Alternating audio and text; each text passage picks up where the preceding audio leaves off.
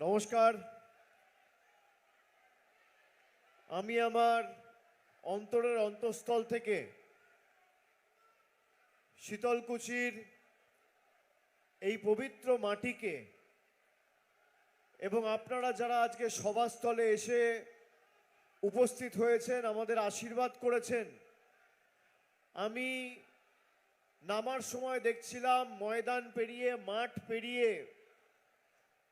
যত দূর চোখ যাচ্ছে রাস্তার একদম শেষ প্রান্ত অবধি শুধু কালো মাথার ভিড় আর ভিড়।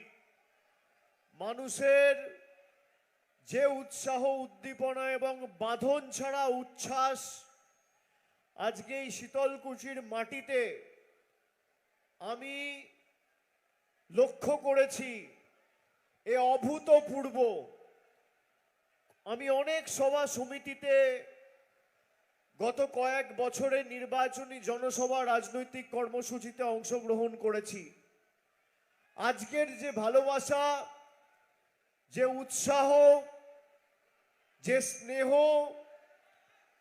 যে আপনত্বের মাধ্যমে আপনারা আমাদেরকে বরণ করেছেন, আমি শীতলকুচিবাসীর কাছে কৃতজ্ঞ।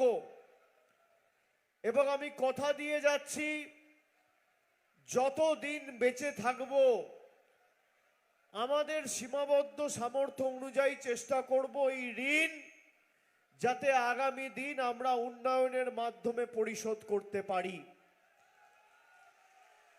আমি যারা আজকে সভায় এসছেন আমি সকলকে ধন্যবাদ জানাই। আমাদের সভা মঞ্চে যারা রয়েছেন, কুচবিহার জেলার চেয়ারম্যান গিরীন্দ্রনাথ বর্মন সহ জেলার সভাপতি এবং কুচবিহার দক্ষিণ কেন্দ্রের তৃণমূল কংগ্রেসের প্রার্থী ভাতৃপ্রতিম অভিজিৎ দে ভৌমিক হিপ্পি সহ আমাদের মধ্যে সাংসদ জগদীশ দা রয়েছেন, যার সমর্থনে আমরা উপস্থিত হয়েছি। আমার ছোট ভাইয়ের মতো ভাতৃপ্রতিম হরিহর দাস রয়েছেন, মমতা বন্দ্যোপাধ্যায়ের মন্ত্রিসভার অন্যতম সদস্য এবং দিনহাটার তৃণমূল কংগ্রেসের প্রার্থী উদয়ন গুহ রয়েছেন, সিতাই বিধানসভার প্রার্থী সঙ্গীতা রায় বাসুনিয়া এবং মেকলিগঞ্জ বিধানসভার প্রার্থী পরেশচন্দ্র অধিকারী রয়েছেন। এছাড়াও জেলা তৃণমূল যুব কংগ্রেসের সভাপতি, মহিলা তৃণমূল কংগ্রেসের সভাপতি জলিল দাস সহ, হিতেন বর্মন সহ সভা মঞ্চে যারা রয়েছেন, আমি সকলকে একযোগে আমার কৃতজ্ঞতা, প্রণাম, সালাম, অভিনন্দন জানাচ্ছি।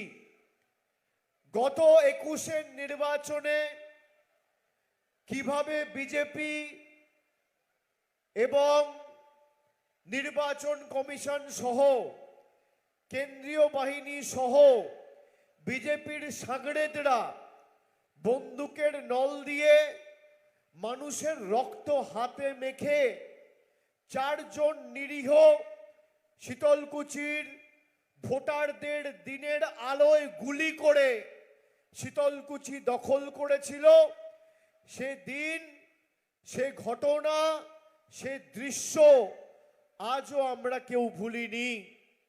পরের দিন রাজ্যের মাননীয় মুখ্যমন্ত্রী শীতলকুচির মাটিতে ছুটে এসেছিলেন। 4 জনকে দিনে দুপুরে গুলি করে প্রকাশ্য দিবালোকে খালি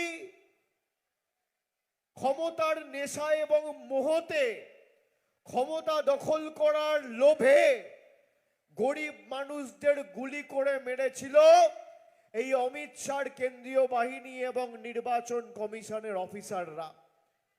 গত লোকসভা নির্বাচনে এই শীতলকুচিতে তৃণমূল কংগ্রেসের প্রার্থী প্রায় 17,000-এর বেশি ব্যবধানে জিতেছেন। আজকে যে সংখ্যায় মানুষ এই সভাস্থলে উপস্থিত রয়েছেন, যদি 23 তারিখ দাঁড়িয়ে ভোটাধিকারটা প্রয়োগ করেন, বিজেপির কোন এলাকার নেতাদের অনুবীক্ষণ যন্ত্র দিয়ে আগামী 10 বছর এই শীতলকুচির মাটিতে খুঁজে পাওয়া যাবে না। যারা মাঠে রয়েছে তারা যদি লাইনে দাঁড়িয়ে ভোট দেয়, পাগলা খাবি কি, ঝাঁঝে মরে যাবি।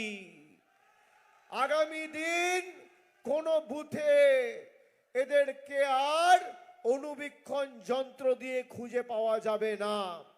আমি স্যালুট জানাই, কুর্নিশ জানাই এই মাটিকে, আমার মায়েদের, বোনেদের, ভাইদের, দাদাদের, সহকর্মী, সতীর্থ, সহযোদ্ধাদের, যারা বিজেপির রক্তচক্ষুকে উপেক্ষা করেও 5 বছর লড়াই করে এই শীতলকুচির মাটিতে প্রতিবাদ প্রতিরোধ করে তৃণমূল কংগ্রেসকে শক্তিশালী করেছেন। শীতলকুচির মাটি বশ্যতা বিরোধী মাটি, প্রতিবাদের মাটি, প্রতিরোধের মাটি, প্রতিশোধের মাটি। গত 2011 সালের পর থেকে এই শীতলকুচিতে একাধিক উন্নয়নমূলক প্রকল্প আমাদের সরকার করেছে। সরকারের একাধিক উন্নয়নমূলক সাফল্য সমূহ আমি আপনাদের কাছে তুলে ধরব। রথে